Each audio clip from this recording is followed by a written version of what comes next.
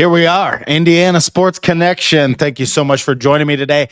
I just have a short live video for you today. We're going to talk about this article that I was watching last night. And the answer is yes, I'm still looking for maybe better tickets, but I'm sitting in the end zone at the Purdue game. And let's get a crew together. I know a lot of people. I know Kent Sterling's promoting people going to the Purdue game. Let's make it a red out. Let's get like half or more of the stadium all red and have like a Hoosier tailgate there and everything, because that's gonna be the day when we're at our final game, our final destination. The Hoosiers still have a lot of work in front of them. But last night I am looking at this article. I'm reading this article, and truth be told, I was a little bit high while I was reading it, so it might have been a little bit more sparkly. But I see this number, 35%. And let's just get into this article right away and take a look at it. If you're new here, hit the subscribe button down below. I'm going to make more videos like this. You know, I hate reading, and I know many people hate reading. So I like to, there's a guy, Depressed Ginger, that I listen to all the time, and he just like reads the articles on his site. He's got all kinds of different stuff. But he stole my name. I'm the Depressed Ginger, so let's get right into reading this article and bring it up and see where they have Indiana. That is the second part of it.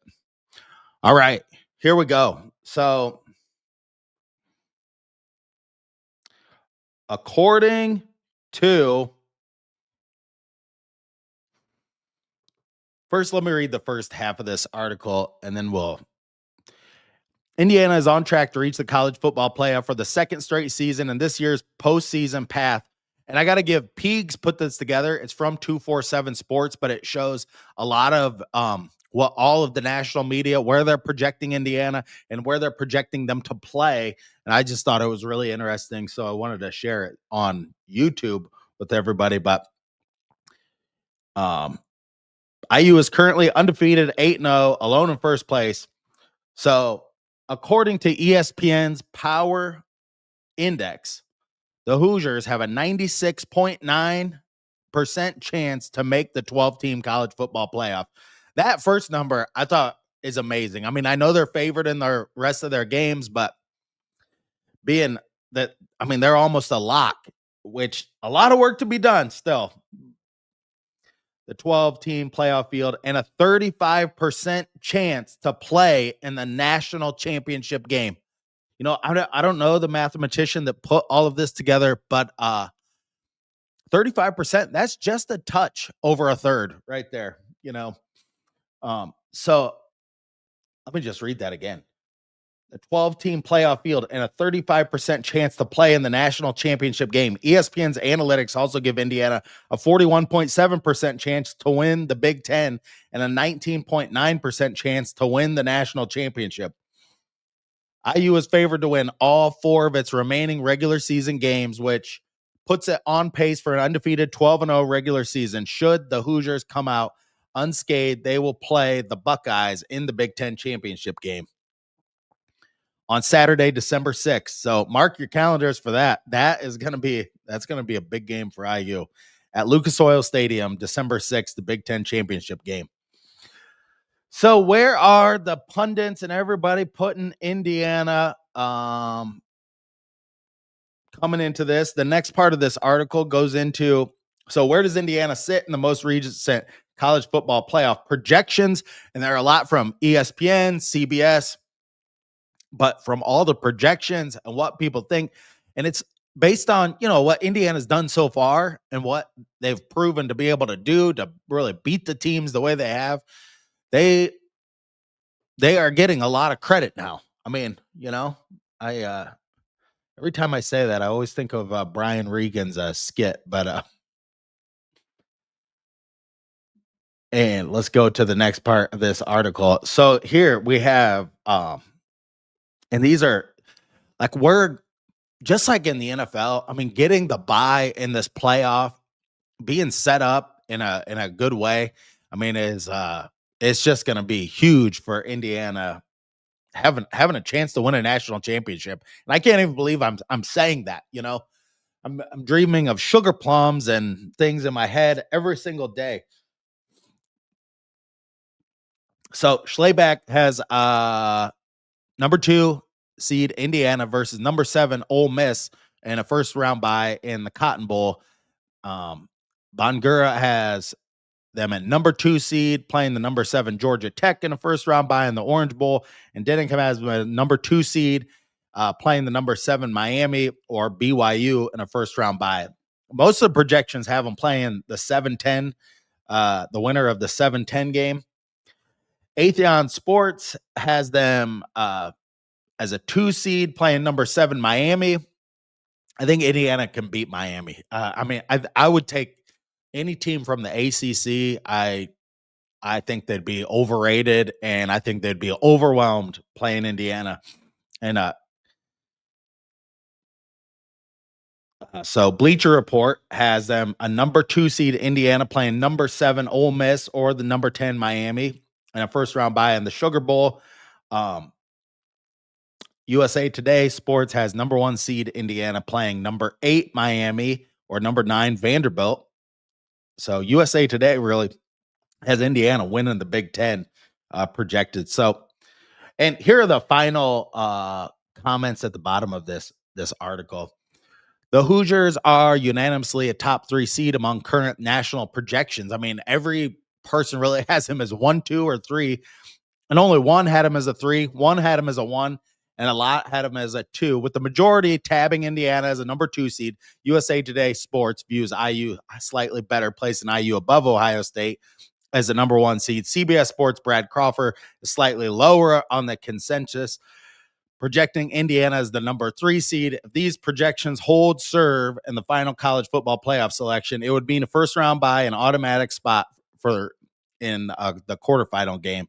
Each of the second round games are played at neutral sites and hosted by historic bowl games on New Year's Eve or New Year's Day.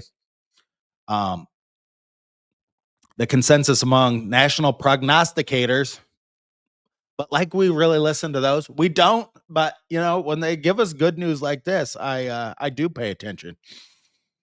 IU would play the winner of the 7-10 game, the number 2 seed overall. So it'd be like Ole Miss or Miami lost that game, and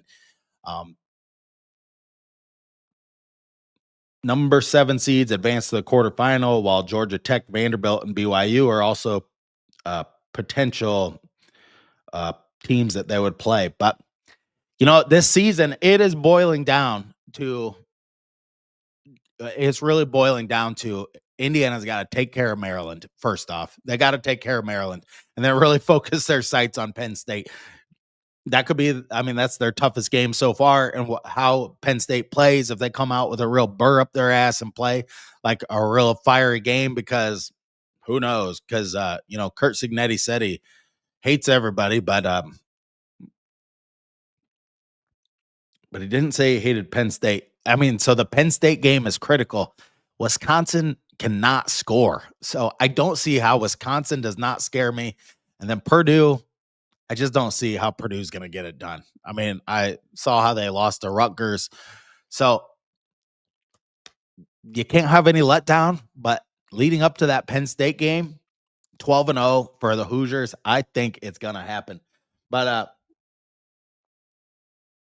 Merchant Bankfield, yeah, that's a great idea. Call it they definitely, I mean, if he wins a national championship, you gotta build a statue for this guy. He already deserves it seems like. But Indiana hasn't won anything yet. Last year we had a great season. We were right there. Let's see what we got here. I want to see more commitments, lots of great news, still no trigger pulls. Yeah, I mean, yeah, you're getting like tons of people on campus saying great things about the Indiana and how they look and the team and our fans and everything and how they're blowing people out. Yeah, we need like to get some real. If Kurt Signetti, with the coaching staff he has and the way that he develops players, if he can start getting 4 and 5-star players and then get them to buy into the system he has, may God have mercy on us all. Like that's all there is to it. It will be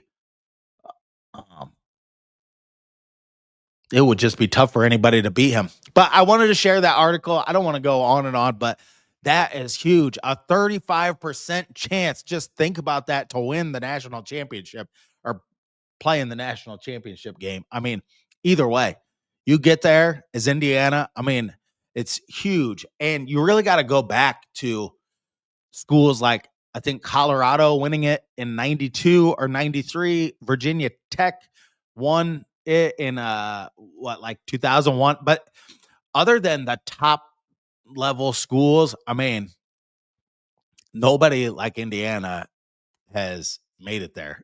I mean, Colorado getting there, that's about the biggest outlier. It just doesn't really happen. I mean, it doesn't happen in all of sports that a team that's the all-time losingest program in the history of college football is going to be have a 35% chance of playing in the national championship game. It's amazing.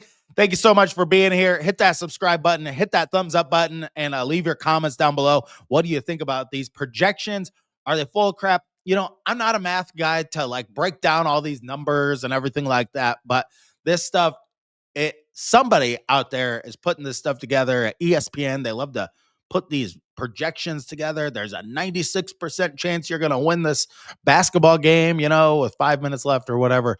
So people are crunching these numbers that have gone to a lot of schooling and that type of thing, and doing a lot of book learning out there. So it's great to see this type of thing coming out about Indiana, because we've never seen it before. So thank you so much for joining me on this episode of Indiana Sports Connection. Until next time, stay classy out there, Hoosier fans.